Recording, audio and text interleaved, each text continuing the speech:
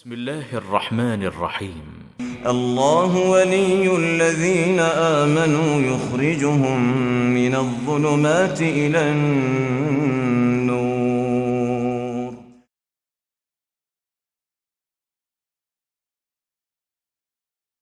اللہ الرحمن الرحیم نحمده ونصلی علی رسوله الکریم اما بعد. معزز ناظرین کرام، السلام علیکم ورحمۃ اللہ وبرکاتہ.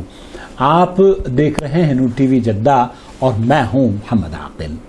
وائس میسیج کے ذریعے سوالات پیش کیے گئے ہیں. آپ کی خدمت میں سوال پلے کروں گا، اس کا جواب. آپ بھی اگر اپنا سوال ہمیں بھیجنا چاہتے ہوں تو اسکرین پر دیے گئے نمبر کو نوٹ فرما لیں. ہماری تمام تفاصیل ڈسکرپشن باکس میں بھی ہیں. فون نمبر اور ذرائع ابلاغ کے دوسرے وسائل، انسٹاگرام اور فیس بک وغیرہ کے لنکس بھی آپ کو دیے گئے ہیں، ان سے بھی آپ جڑ جائیے. جو چینلز ہمارے ہیں اگر آپ ان سب سے جڑ جائیں گے تو ہمیں امید ہے رشتہ بہت مضبوط سے مضبوط ہوتا چلا جائے گا. سوال آپ کی خدمت میں پیش کروں گا. السلام علیکم عاقل صاحب. وعلیکم السلام ورحمۃ اللہ وبرکاتہ. الحمدللہ. اور ایک اور سوال لے کر آپ کے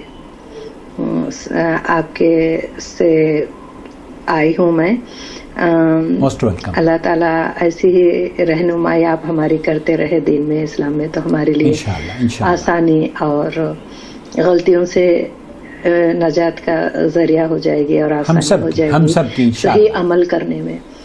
اور آپ دعاؤں میں یاد رکھیے کہ اللہ آپ کی حفاظت فرمائے. ہم جو کچھ پڑھتے تو ہیں، کلام پاک بھی تلاوت کرتے ہیں، لیکن اس کو سمجھ کر عمل کی توفیق ہم سب کو عطا فرمائے. آمین. ہمارے لیے دعا کیجیے. آمین.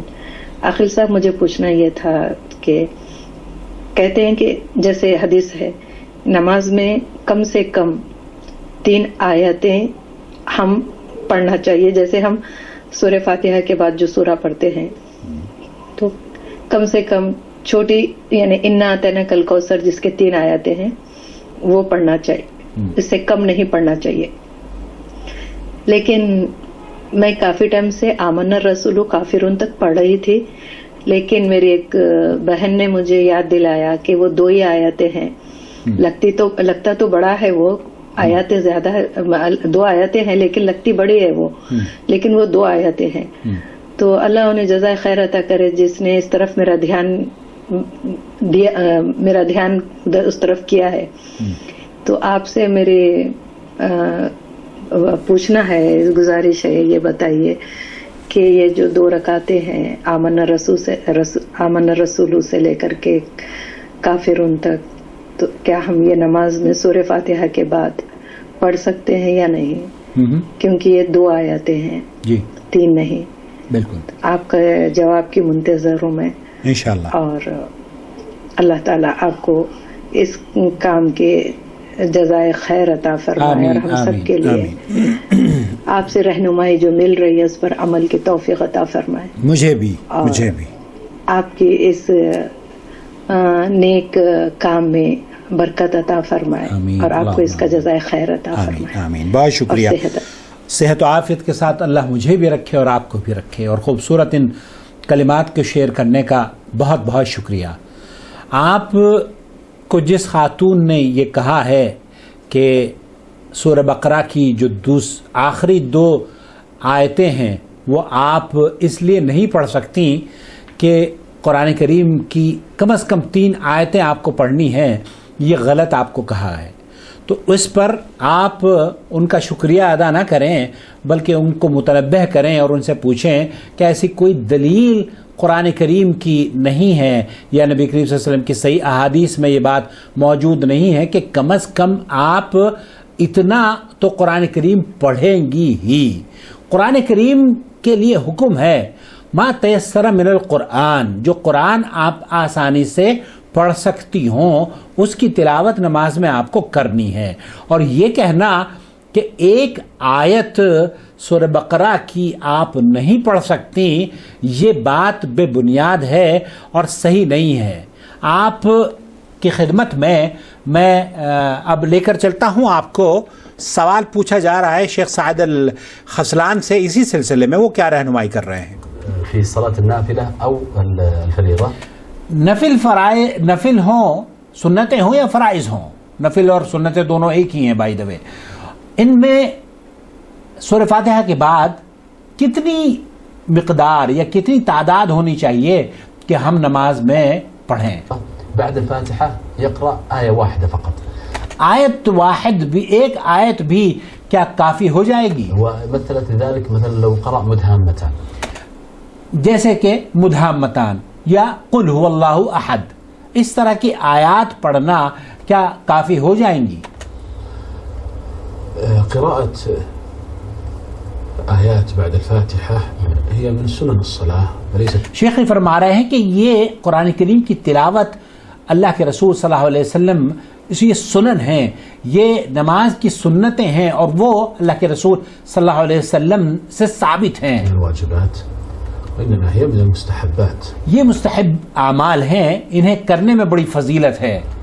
واجب یہ ہے کہ آپ سورہ فاتحہ پڑھیں، اگر سورہ فاتحہ نہیں پڑھی تو نماز نہیں ہوگی. اگر سورہ فاتحہ کے علاوہ آپ جو بھی پڑھ لیتی ہیں تو یہ فضیلت کی باتیں ہیں. لذلك الأمر واسع، لكن ينبغي ألا يقتصر الإنسان على آية واحدة. اس ضمن میں یہ انسان کے لیے یا مسلمان کے لیے جائز نہیں کہ وہ ایک ایسی آیت کو پڑھے جس کا معنی ہی ادھورا ہو، ويكون معناها مرتبطا بغيرها. اس کا معنی دوسری آیت سے مرتبط ہو، تو اس لیے اسے مکمل ادا کرنا چاہیے. یہ کہنا کہ مدھامتان اور رکوع میں چلے جانا یہ درست نہیں ہے، یا قل هو اللہ پڑھنا یہ درست نہیں ہے. انا اعطیناک الکوثر اور یہ رکوع میں چلے گئے، یہ اس طرح کی جو چھوٹی چھوٹی آیتیں ہیں ان کو پڑھ کر رکوع میں جانا یہ درست نہ ہوگا، بلکہ اس کے پورے معنی کے مطابق. شیخ صالح الفوزان حفظہ اللہ سے پوچھا گیا، انہوں نے کہا کہ آیت کوثر یا سورہ اخلاص یا معوذتین یہ 1 منٹ کی اندر آپ پڑھ سکتی ہیں، تو آپ کو ان چھوٹی صورتوں کو مکمل پڑھنا چاہیے، صرف ایک آیت نہیں. البتہ جو آیت جیسے سورہ بقرہ کی آیت الکرسی ہے وہ ایک آیت ہے اور وہ جائز ہے. مدھامتان ينبغي ألا يقتصر عليها. یہ ضروری نہیں ہے، یہ جائز نہیں ہے، یہ مناسب نہیں ہے کہ آپ صرف مدھامتان پڑھ کر رکوع میں چلی جائیں. معناها مرتبط بغيرها.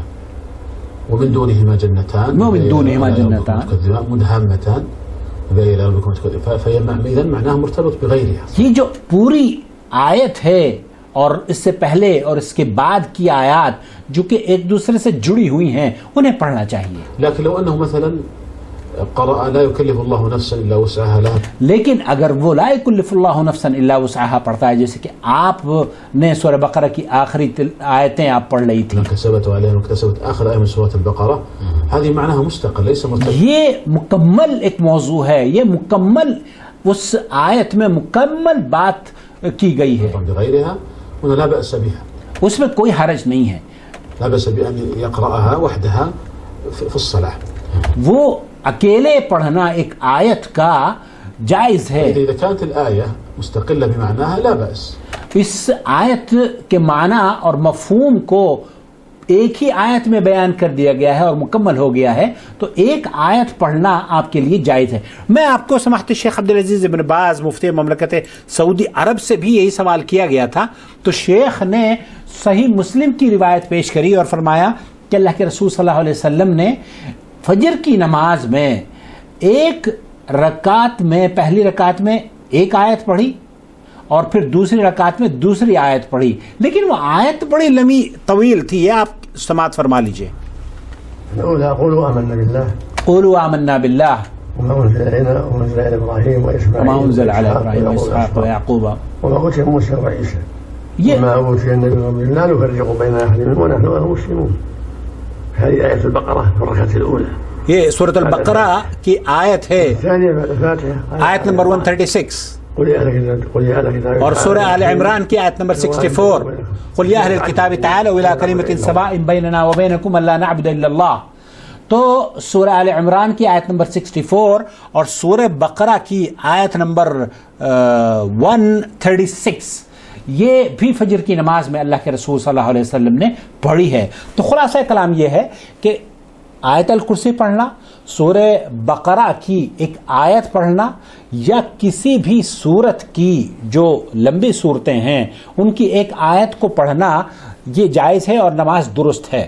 اگر آپ صرف چھوٹی سی سورت پڑھتی ہیں، جیسے کہ کسی نے آپ کو کہہ دیا ہے کہ 3 کم از کم آیتیں آپ پڑھیں گی، تو یہ درست نہیں ہے۔ درست یہ ہے کہ جو چھوٹی صورتیں ہیں وہ آپ مکمل ادا کریں، جیسے انا اعطیناک الکوثر فصلی لربک وانحر ان شانئک هو الابتر، یہ مشکل سے 1 منٹ بھی نہیں لگی، لیکن اگر آپ آیت الکرسی پڑھتی ہیں تب بھی جائز ہے، اور سورہ جو چھوٹی صورتیں ہیں ان کو پڑھتی ہیں تب بھی جائز ہے، اور اگر پوری صورت آپ نماز میں پڑھتی ہیں، سورہ ملک ہے، آپ وہ بھی پڑھ سکتی ہیں، اور اللہ کے رسول صلی اللہ علیہ وسلم سے نماز میں پڑھنی بھی ثابت ہے، تو یہ اس میں وسعت ہے۔ یہ کہنا کہ یہ درست نہیں ہے، آپ نے جو سورہ بقرہ کی آخری آیات تلاوت کی ہے نماز میں، یہ بات انہوں نے غلط بیان کی ہے، اور ان کو کہیے کہ اس کی کوئی صحیح دلیل موجود نہیں ہے، بلکہ صحیح بات یہ ہے کہ آپ آیت الکرسی بھی پڑھ سکتی ہیں اور سورہ بقرہ کی ان دونوں آخری آیتوں کی تلاوت بھی ہر آیت کو ہر رکعت میں ادا کر سکتی ہیں۔ اللہ تعالی ہماری اس کاوش کو شرف قبولیت اور لوگوں کی اور میری خاص طور پر اصلاح کا ذریعہ بنائے، اور ہمارے لیے، ہم سب کے لیے اللہ رب العالمین اس کے بدولت اپنی رضا کے حصول کے لیے آسانیاں فراہم فرما دے، آمین یا رب العالمین۔ ہمیں اپنے کمنٹس آڈیو کے ذریعے یا کمنٹس باکس میں لکھ دیا کریں، اور لائک ضرور کیا کریں ہماری ویڈیو کو، تاکہ ہمیں پتہ تو چلے کہ آپ تک ہماری آواز پہنچ رہی ہے۔ بہت شکریہ۔ اللہ ولی الذین آمنوا یخرجهم من الظلمات الى النور والذین کفروا اولیاؤهم الطاغوت یخرجونهم من النور الى الظلمات أولئك أصحاب النار هم فيها خالدون